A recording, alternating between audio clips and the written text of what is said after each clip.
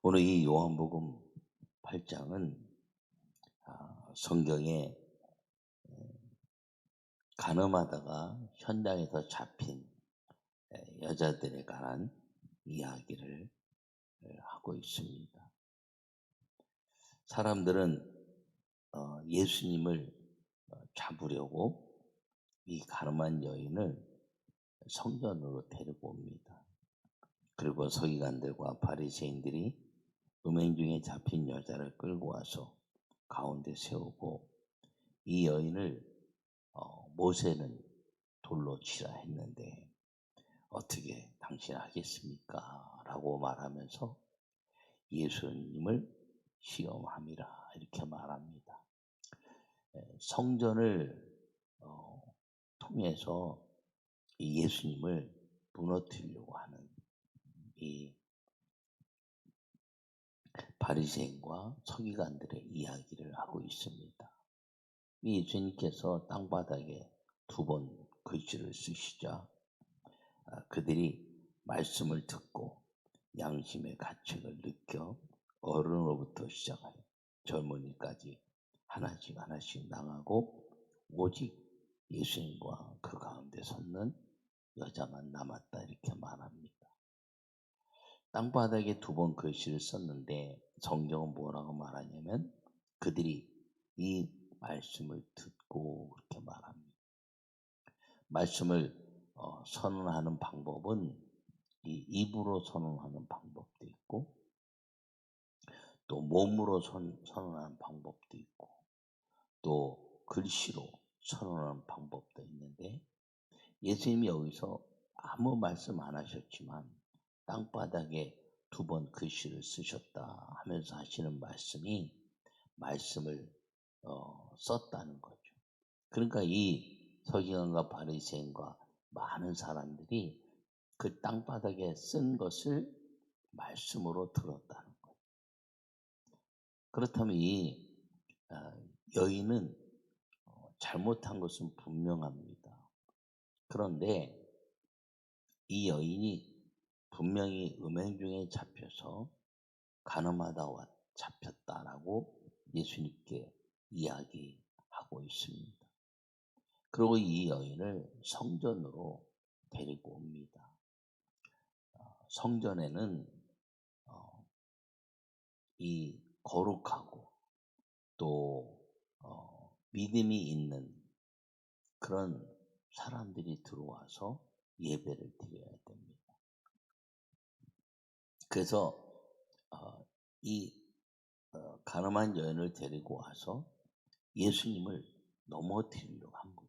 이 여인이 죄인이다 돌로 쳐라 그러면 예수님이 사랑이 없다 말씀하실 것이고 용서해라 그러면 성전에 간음한 여인을 어떻게 용서하냐 그러고 율법으로 넘어뜨리려고 한 겁니다.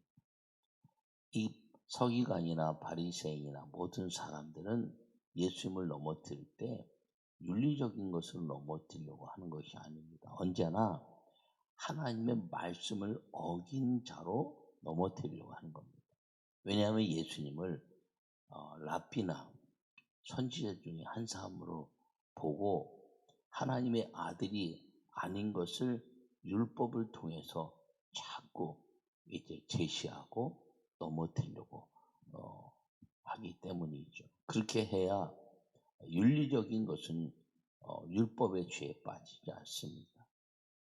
그러나 율법을 어긴 죄는 용서받지 못하는 이스라엘 사람들의 그 성경의 법이기도 합니다.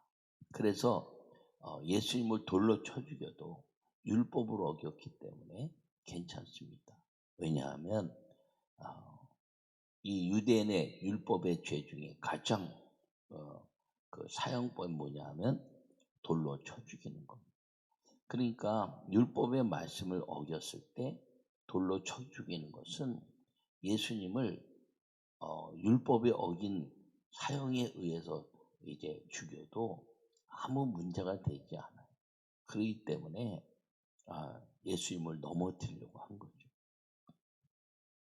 근데 예수님이 땅바닥에 두 번 글씨를 쓰시는데 말씀을 듣고라고 하는 글을 보면 이 땅바위에 두 번 쓴 글씨는 말씀이라는 거죠.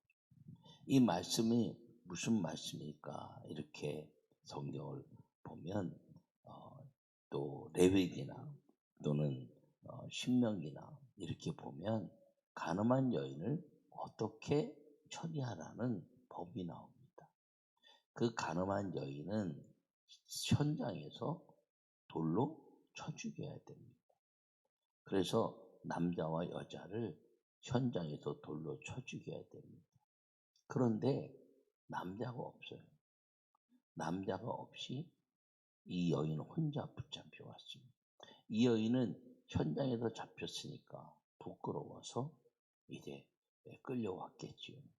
근데 남자는 그냥 이 유대인들 중에 바리새인들 중에 어쩌면 인간관계로 인해서 그를 풀어줬을지 모릅니다. 또 그 모든 삶 속에서 그를 놓쳤을 수도 있습니다. 그런데 이 여인을 데리고 오는데 남자를 놓치면 여자의 죄가 분명하다 할지라도 여자도 죄를 말할 수 없습니다. 그런데 이 여인을 붙잡아다가 예수님께 이제 데리고 온 것은 그 여인을 징계하려는 것이 아니라 예수님을 시험해서 넘어뜨리려고 했다는 것이죠. 그러니까 땅바닥에 이제 글씨를 쓰시면서 이들에게 가르친 말씀이 무엇이냐? 현장에서 잡혔는데 남자는 어디 있느냐 하는 거죠. 남자가 없으면 이 여인의 죄도 물을 수 없다는 겁니다. 현장에서 죽여야 돼요. 현장에서. 그런데 남자가 없단 말이에요. 이들은 율법으로 넘어뜨리려고 온 서기관과 바리새인들이고 율법을 가르치는 자들이고 율법에 아주 그 자부심을 갖고 사는 사람들인데 현장에 있던 남자가 어디 있느냐라고 물을 때 그 남자를 빼돌렸거나 놓친 이 사람들은 이 여인의 죄를 물을 수 없는 율법을 알고 있어서 그들이 예수님께 도전할 수 없었던 겁니다. 두 번째, 예수님이 그들에게 하신 말씀이 무엇이냐면 성전을 더럽힌 자가 누구냐라는 거죠. 성전에는 간음한 여인을 데리고 올 수 없습니다. 현장에서 해결해야 됩니다. 너희가 현장에서 그 간음한 여인과 남자를 해결하지 못하고 그 죄인을 성전으로 데리고 와서 성전을 더럽혔느냐라는 겁니다. 이 성전을 더럽힌 죄는 절대로 용서받지 못합니다. 용서받지 못하는 두 가지 죄가 있는데 하나는 주일을 안식일을 구약의 안식일을 범했으면 돌로 쳐 죽이라는 거예요. 성전을 더럽힌 죄는 자손 대대로 그 죄를 벗어날 수가 없습니다. 그러니까 간음한 여인을 데리고 온 이 현장의 문제를 성전으로 가져오면서 현장의 죄를 성전에서 가르치면서 성전을 간음하는 현장으로 만들어버린 성전을 더럽힌 죄라는 거죠. 이거는 절대로 용서받을 수가 없습니다. 그랬더니 이 여인을 다 버려두고 갑니다. 왜 버려두고 가느냐? 심판하지 않아야 이들의 죄가 성전을 무너뜨린 성전을 더럽힌 죄와 그리고 이제 간음한 현장에서 남자가 없는 이 여인의 죄를 물을 수 없는 죄로부터 벗어날 수 있기 때문에 이제 노인들로부터 젊은이까지 이렇게 말합니다. 어른으로부터 젊은이까지. 이것은 무엇이냐면 어른이라는 것은 서기관과 바리새인을 비롯한 율법의 말씀을 너무나 잘 아는 사람들이죠. 그 율법의 말씀을 듣고 그 어른으로부터 하나씩 젊은이까지 나간 것은 그들이 이 여인을 정죄하는 순간에 예수님을 넘어뜨리는 것이 아니라 자기들이 영원히 씻을 수 없는 성전을 더럽힌 죄 가운데 빠지는 자들이 되기 때문이고, 하나님의 말씀, 율법을 어긴 자들이 되기 때문입니다. 그러므로 율법을 어긴 것과 성전을 이제 더럽힌 죄는 씻을 수 없는, 용서받을 수 없는 이스라엘 사람들의 이제 죄라는 거죠. 그래서 이 여인을 죄인으로 만들면 그 두 가지로부터 벗어날 수 없으니까 이 여인을 죄인으로 만들지 않고 떠나가는 겁니다. 그랬더니 예수님 말씀하시죠. 나도 너의 죄를 묻지 않겠다. 왜요? 예수님이 그 여인의 죄를 묻고 가서 다시는 죄를 짓지 마라 이렇게 말하면서 나도 너의 죄를 묻지 않겠다는 것은 이스라엘 사람들이 율법의 죄와 성전을 더럽힌 죄로 인해서 이제 예수님을 넘어뜨리려고 했는데, 예수님이 하나님이시지만 그 율법을 완전하게 이루신 분인데 그 여인을 예수님 혼자서 성전에서 정죄하면 예수님 또한 율법을 어기는 자가 될 수 있는 겁니다. 예수님이 이 땅에 오신 목적은 율법을 통해서 구원의 아름다운 역사와 그리고 인간의 이제 삶의 가치를 보여주고 있는 겁니다. 그러면서 이 여인을 통해서 이제 가서 다시는 죄를 범하지 말라 하는 것은 하나님의 거룩함 속에 살라는 거지요. 너가 아무리 생활이 어렵고 너가 아무리 세상에 이제 모든 즐거움에 빠져 살고 그리고 너를 아무리 유혹하는 남자들이 있다 할지라도 넘어지지 말라는 겁니다. 요사이 이제 젊은 사람들이 예년보다 더 이렇게 자유롭게 삽니다. 우리 청년들에게 제가 이야기할 때 결혼할 때까지는 몸을 성결케 해라 이렇게 이야기합니다. 왜냐하면 요새는 남자와 여자가 교제하면서 몸을 쉽게 섞고 또 남자들이 쉽게 여자들을 떠나는 경향이 있기 때문입니다.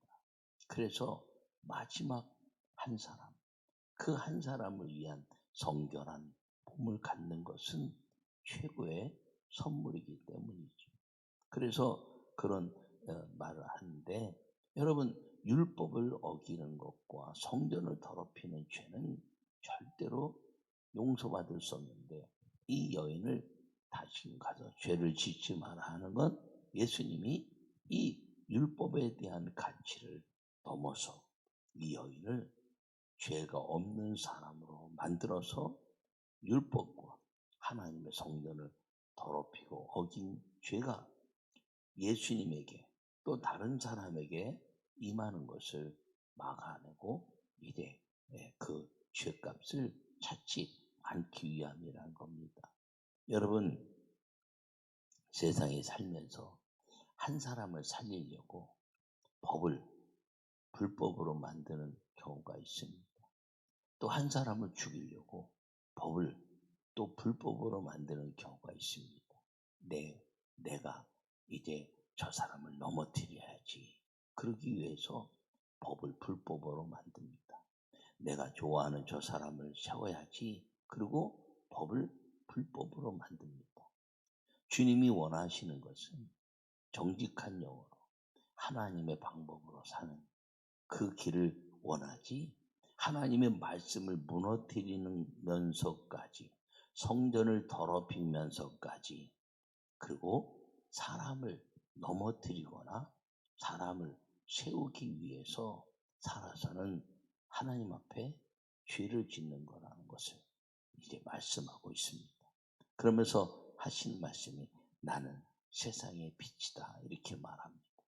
빛은 어두움을 밝히는 거죠. 더러움이 뭔지 알게 하는 거죠. 예수님이 빛으로 보이니까 이제 바리새인과 서기관들과 노인으로부터 어른으로부터 젊은이 어린아이까지 다 떠나는 겁니다. 왜? 자기들의 죄가 스스로 죄가 드러났기 때문이죠. 누구도 말할 수 없는 자기가 자기의 죄를 보는 것, 그것이 이 모든 삶에 대한 빛이신 예수님의 모습이라는 겁니다. 그런데 이 빛이신 예수님의 모습으로 인해서 죄가 드러나서 예수님을 떠나서 예수님을 공경하지는 않지만 그들은 내가 가리니 너희가 나를 찾다가 너희 죄 가운데서 죽겠고 내가 가는 곳에 너희가 오지 못하리라 이렇게 말합니다. 예수님 메시아를 찾다가 너희 죄 가운데 죽는다는 거예요. 메시아를 찾다가 율법을 어기면서까지 메시아를 넘어뜨리려고 하다가 죽는다는 거죠. 그러면서 하시는 말씀이 진리가 너희를 자유케 하리라. 자유케 된다는 것은 죄로부터의 자유함입니다. 근데 오늘 이 가늠한 여인을 통해서 스스로 율법과 성전에서의 죄를 통해서 스스로 자기의 죄로 통하여 죄로 자기를 묶어내는 일을 행하고 있는 겁니다. 그러므로 진리가 너희를 자유케 하려는 것은 너희가 지금 자유로워라. 사람을 세우기 위해서 법을 아름답게 하나님의 말씀을 지키고 한 사람을 무너뜨리는 것이 아니라 법을 잘 지켜서 그것이 하나님의 아름다운 역사 속에 이루어지는 정의가 서는 것이지 사람을 세우는 것이 아니라는 겁니다. 사람을 세우거나 죽는 것이 하나님의 성경과 말씀이 아니요 하나님의 말씀이 쓰고 사람이 죽고 사는 문제가 있어도 하나님의 말씀이 있으면 다 자유로워진다는 겁니다. 여러분 우리가 살면서 때로는 성경 말씀을 어기면서 저 사람을 돕고 싶을 때가 있을지도 모릅니다. 성경 말씀을 어기면서 저 사람을 돕고 싶지 않을 때가 있을지도 모릅니다. 그때 주님은 인본주의에 살지 말고 하나님의 말씀이 끌려 사는 이 빛이신 예수님의 가르침 속에 들어오라는 것이 이 요한복음의 아주 중요한 말씀입니다. 여러분 모두가 믿음으로 살되 하나님의 아름다운 역사를 이루는 여러분 모두가 되기를 간절히 바랍니다. 그래서 예수님의 이 빛이신 그 은혜 때문에 이 이야기는 이 초막절을 통한 이 빛인 이야기는 다른 복음서에는 나오지 않는 이야기입니다. 오직 요한복음에만 빛이신 예수님, 말씀으로 오신 예수님. 그래서 그 메시아 말씀을 쫓다가 예수님을 죽이려고 하여 말씀을 율법을 어기고 성전을 더럽힌 죄 때문에 스스로 그 죄 가운데 빠져 살다가 이제 너희는 죽을 것이다. 이제는 진리가 너희를 자유케 할 것이니 너희는 내게로 와서 말씀을 온전히 지키는 자가 되라. 나는 말씀이요 빛이다라고 하시는 그 주님의 음성을 들을 수 있어야 한다는 것입니다. 오늘 여러분 모두에게 주의 은혜가 넘치는 빛이신 주님 때문에 남을 폄하하거나 미워하거나 또는 이제 자기의 생각이 옳다고 너무 주장하지 않거나 기도가 이기는 자요, 기도로 사는 자요, 기도의 열매를 맺는 자요. 세상은 이 하나님의 법을 온전히 세워가는 것이 중요하지 어떤 것도 중요하지 않다는 그리스도인의 삶을 사는 우리 모두가 되시기를 간절히 축원합니다. 다시 한번 말씀드리지만 이번 주일부터 성경 읽는 겁니다. 신약 성경 하나님 말씀을 읽으면서 내게 들려지는 주님의 음성을 듣고 새벽에 자녀를 위해서 입시하는 자녀를 위해서 내 자녀들을 위해서 또 자손들을 위해서 기도하고 그 아이들과 더불어서 함께 기도해내는 새벽 기도 40일 성경 이제 통독 40일 여러분 신약 성경을 통해서 금년에 이제 수능이 늦어져서 새벽 기도도 늦게 됐지만 다행히 새벽 기도를 성경 통독을 할 때 이제 단계가 낮아져서 모이는데 문제가 없게 돼서 너무너무 감사하고 그 일을 통해서 우리가 이 할 수 있을 때 성전 예배에 힘쓰고 할 수 없을 때 가타금처럼 갑바도기아처럼 있는 곳이 성전 되게 하시는 거룩함의 삶이 우리 모두에게 있고 자녀들에게도 가르칠 수 있기를 간절히 축원합니다. 아버지 하나님, 주님의 크신 사랑과 은혜로 함께 하신 것을 감사합니다. 성령님이 인도하여 주셔서 믿음의 아름다운 삶을 살게 하시고 은혜로 살게 하시고 거룩함으로 살게 하시고 주의 축복으로 살게 하여 주시옵소서. 주께서 이끌어 주심을 감사하며 오늘도 여호와 니시의 승리의 깃발이 높이 들리게 하시고 주님이 영광 받으시는 거룩한 날 되게 하시고 아버지 그 몇철에도 함께하여 주시고 아버지께 옹동이는 기도의 삶이 다시 불같이 일어나게 아버지 역사하여 주시옵소서. 예수님의 이름으로 기도하옵나이다. 아멘.